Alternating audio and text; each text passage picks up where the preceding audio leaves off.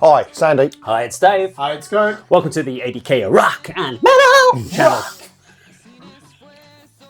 I like when we said that theme tune. Where the fourth time you've done it today, still making me laugh. When we had that theme tune and me and you would just do the hi-hat in Andy's face, like, and then the riff would come in. What are we doing today? Well, you've seen it in the title. We are going to be discussing... Improv, that's what we're doing.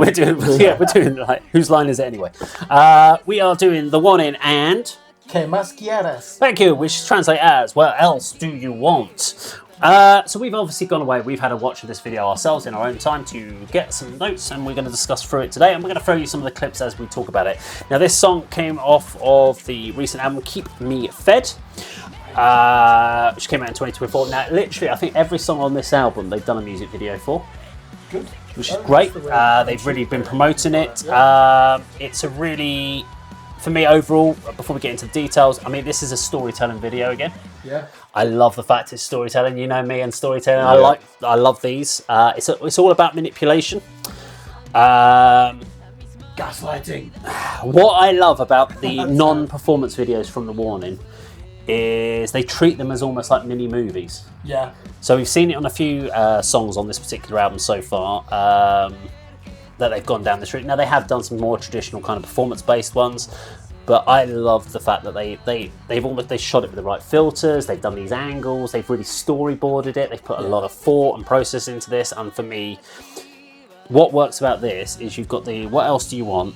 If you turn this music video off and had no audio, you would still get what this song's about. Yeah, you could watch this and go, I know that. I've watched the story. Zone, isn't it? You love it when you can work out the story. I can got the song title there. I've got that. I've got no lyrics on the screen. I can still tell it about because you've done your music video brilliantly.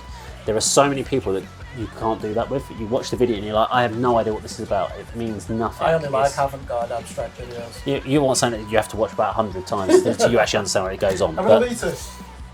So, let's kick it in. So, the first 45 seconds of the song. For me, it's almost like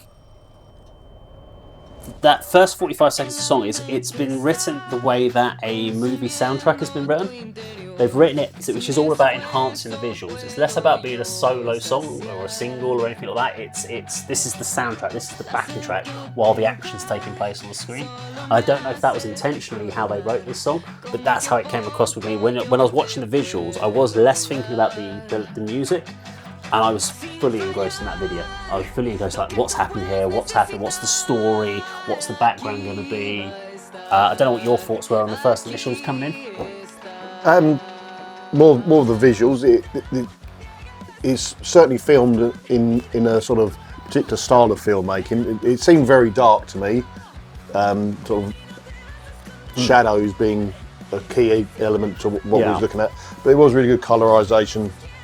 And you know the sort of theme that runs through it is that sort of blue rose, that blue colour. But yeah, I mean, as a piece of work, it starts off really, really well and does look like it's going to be a really good music video, for want of a better way of putting it.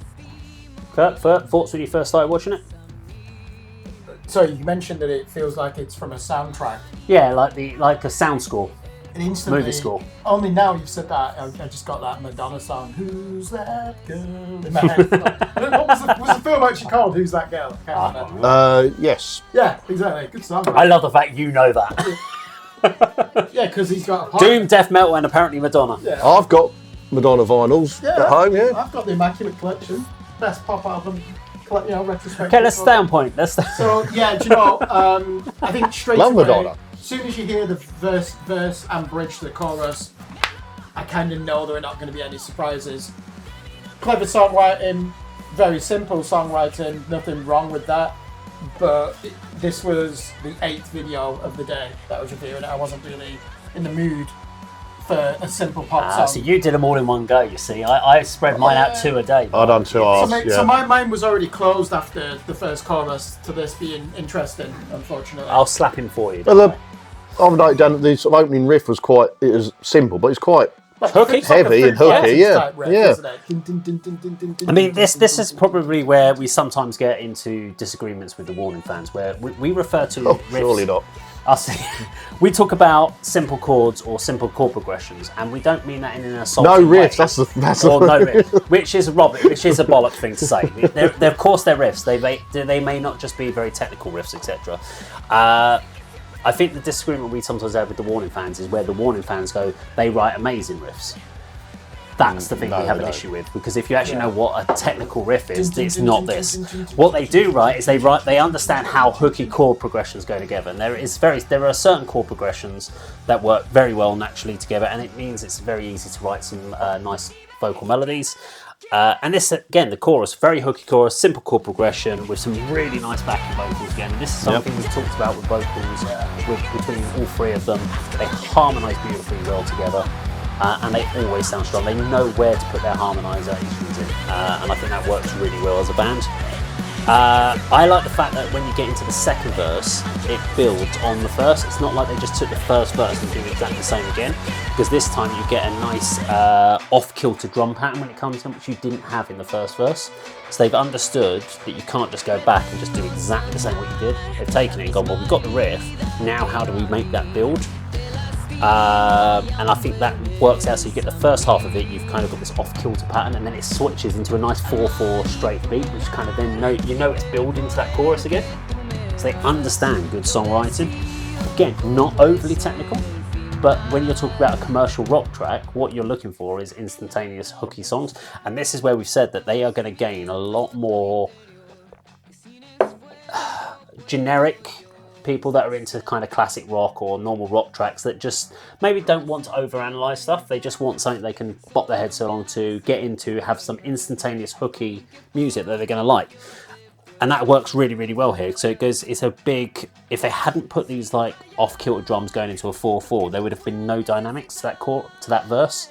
And suddenly that verse would have felt too long, but they understood they needed to build up to it. And then you kind of kick into at the 1:50 mark. What I did notice from a video point of view is it's the point where Danny's obviously at the altar in the kind of trashy white wedding dress, lingerie almost look to it, yeah? Yeah. And she had this crazy bright eyeshadow. Yeah. Now I wondered, and then obviously the over-the-top dress, now I wondered if this was in the video, if you go back and think about like the gangster movies when they talk about things like Goodfellas, and casino shades stuff. Of The Godfather at the beginning, Godfather. doesn't it? And Yeah. in all of these films, the women are always trashy. They're basically meant to be like the gangsters' moles, the gangsters' wives. Playful And they and never submissive. know how to apply subtlety. So they always wear over the top garish. And I wonder if that was a nod. Yeah, maybe. It made me think of like, because I remember watching the Goodfellas, and there was like a voiceover scene in the Goodfellas where she's talking about the other girlfriend's wives. Yes. And it goes, they get cheap clothing, Yeah. and they slap the makeup And they're always on. talking about smacking their children, aren't they? Yeah. And this made me go, I wonder if that was a nod, Yeah. because otherwise I think that eyeshadow was horrendous as far as a subtlety, an actual, like, if you're trying to make someone look beautiful, this is what a 7-year-old kid would whack their eyeshadow on, thinking what makeup looks like. See, I've found another resemblance at that scene. Daniela Villarreal, she bears a striking resemblance, are you ready for this? To the actress Cynthia Rhodes, whose most notable role was as dance instructor Penny Johnson in the 1987 classic Dirty Dancing. You know the woman who you think's Patrick Swayze's girlfriend? She looks just like her. Anyway, on a more serious note, the chorus. There is that classic call and response technique which almost creates a dialogue between the singers. Songwriters use that technique to make something stick in your mind, very well executed. So I've got to give them praise for that. That's what stood out for me.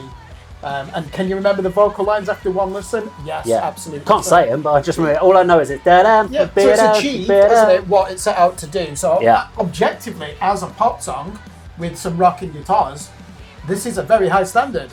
The hardest thing to do is write simple pop music. So just to address, I'm not saying music ever has to be technical to have an impact. Some of my favourite bands write minimalist music. Yeah. So I'm never really going to come in and criticise them saying, oh, they're not technical enough. I don't think that's a valid criticism, really, of music, because it's about... It's the heart, objective. Passion. Yeah, exactly. There are loads of technical bands that we've talked about. So we'll listen to, like, you can put some Tesseract in front of me. Yeah. Really, or Periphery. Yeah. I'd much rather listen to The Warning than I would Periphery. Periphery, way more technical. Yeah. but I can't access their songs. I listen to them, I'm like, oh, you're making me work way too hard to try and get into your music. Does it feel like you're doing press-ups? I'm like, yeah, do you know what? If I wanted to analyse the music, then great. I could talk about how much work they've put into their technical ability. But if I want to listen to a song and get into it, you just want to sit back and let this do the work for you, don't you? So that's why it's successful as a pop song. There's no shame in writing pop music. I like how the fact that I was looking at the 2-minute mark, how the video tries to date itself. I tried to position it. I thought it was like from the 80s. It's like it's not Scarface either. Yeah, or like 80s TV cop shows and stuff like that. Because when you saw the cops looking at the board with all the pictures on, and they're trying to trace and work out who's done what, and I'm looking at the clips going, this doesn't look like a modern cop. It's not a modern incident, is it? No, so this feels like it was. I was like, it doesn't feel like it's the 70s. It feels probably like the 80s in look. Because then that would tie in with her dress, which I'm thinking like we talked about Madonna. And if you think about Desperately Seeking Susan and stuff like that, and you think about that look that she used to wear with the lace and stuff on it, and you look at her dress, which is all like the white lacy kind of, that felt like a Madonna look. Didn't she do like, what was the Madonna did? Dick Tracy, do you think of that? No, I was actually thinking there's a music video that she did, which Madonna did. Is it Like a Virgin? No, is it Desperately She Seeking wears the white. Susan? That's the movie, but she didn't wear. Yeah, she wore. It is the song is Getting to the Groove where they're dancing. She's got those lace gloves on. Lace gloves, but I'm thinking like she wore. There was one of the videos that she did where she wore white. And I'm sure it was like a Like a Virgin that she wore white. Oh, it was from the film If I Had to Die Again. I don't know where we're going with this. You say about the setting of the film. My thoughts were, especially at the end when they once the husband's been taken away by the cops, they open up the chest, suitcase, whatever it is. That was very ambiguous, and it's like Pulp Fiction. And Pulp Fiction was back set as well. Yeah. So that again was set out of time in a way. So it wasn't set of its time, but it was also non-descriptive of the time of when it was set. 1950s diner. Yeah. So there's quite a lot around that. I like the fact that you've got this drum cover, which is Las Guaras, which translates as The Children, which is interesting, which is the drum cover that they had when they were playing as a covers band in the so they video. referenced their own career there. Yeah, The Children, which is quite interesting. Easter egg for the fans. So, I mean, it's a great hooky rock track. Very much it's like... a pop song, it's a rock track. Pop song. Which again, not It's a rock track. It. It's a rock track. There are guitars in a pop song. So, it is always, by Bon Jovi, a rock track. So again, is always by... That's a ballad, that, isn't it? It's a rock track. He's getting his rock fucking status revoked. The problem is you're into the extreme stuff, so it's got to be hot. There's soft rock, hard rock, commercial rock. So within the subcategories, it's a rock track. Anyway, it's very hooky, much like the other songs on the album. Can we get Andy's opinion on this? Is it a rock or a pop song, Andy? This. I can't remember, to be honest. Does it have guitars? I think it's rock because it has got that riff that I like that pretty much goes all the way through. Okay. Yeah. Does it have guitars? Does it have bass? Does it have drums? It's a rock track. All right, it's got distorted guitars as well, isn't it? Yeah. Okay. I stand corrected. Stand right, dude. But what is the pop element is all three of these girls always look stunning. So I mean that is obviously a feature. I mean you say Danny had garish eye makeup, but she still looked good though, didn't she? Yeah. I mean, taking out all those elements though, pop, when you talk about pop is just basically popular. That's what it is. So is it pop rock? Could be. Popular rock. Popular rock. So pop music, unfortunately, is just... pop because so dancey pop, but you can have dance pop stuff, you can have... Pop's just been something that's been used as a thing. But to say that a pop rock's fine, because they are popular rock music, is what I would say they'd go under. I mean, the one thing I would feel about this one is, if you compare this to some of the other videos they've done on the album, this is one that felt they put a lot more thought into. They put a lot more time to think about the concept of this video, which is great, because that's something that's always going to connect with me. Like, what was the one we did? Was it Disciples, I think it was, off the last album? That was when they were in military outfits and stuff. That was a really strong video again. And they were doing a lot to camera, and they had all these. They were set in an industrial warehouse with troops and stuff. That was a great, again, really well thought about, and I thought that did a really good job. So yeah, good song by them. The only thing I find with this album is they've written, I don't even know how many songs, there's at least eight songs that I've heard off there, whether it's Sharks. I have to be honest, I've heard Sharks. I hate the fact they use a backing drum track on it. So they have used a lot more backing drums and stuff. And this one, she doesn't even kick in the drums for the first part of the verse. She sings over the top and then plays drums on the second part. There's a backing drum beat, that's when it's getting a little bit, you come way too pop at that point. But the vibe of the whole album is pop in that sense. It's all about popular rock. And they all starting to blend into one to me. There isn't any real song that's going to be a huge creative masterpiece. Are you praying for a breakdown riff anyway? I'm just praying for something. I want to hear something that takes me out of the intro, chorus, verse, chorus, middle bit, double chorus at the end, outro. Yeah. I'm looking for more than a 4-minute commercial rock track. I like a few, but most bands will have maybe 1 or 2 commercial rock tracks on an album. Then they'll have what we call the integrity pieces, which are the more the artistic pieces. This is a song, this is an album that's been written, and we do know that they've had multiple people that have come in and written on this album for them because they've been out on tour. Yeah. So they've had people coming in writing ideas with them. Now, it's not people writing songs for them. They've been there, but they've been getting ideas from people saying you should do this, you should do that, and that's gone against what a lot of people liked about them where they were originators. So at least it gives them a chance on the next album to go back to the roots. So there's nothing wrong with trying something different. Well, you've got to remember this band is also hugely influenced by the Japanese pop culture, especially Power on drums. She's hugely influenced by them. And they actually said they've done some very serious albums before this with Queen of the Murder Scenes and was it Error and Century Child, I think. Something like that. Century Child, I think it was the other one. And so they wrote these albums, and was it Escape the Mind? I'm sure I've got that wrong, but they had the EP before that. They've written all these detailed, really constructive political pieces or social commentary pieces, and they just went into this album going, we want to have some fun. Yeah. This is going to be a light-hearted approach to the album, just writing rocking commercial tracks. They needed to do it in the career. It's one of those where it's like, and that's fine. Because we needed to test ourselves. Can we actually write catchy pop rock songs, and then on the next one they might think, right, let's actually express some more of our musicianship. Yeah, I just want them to take some time on the next one and think about what they want to do as a band.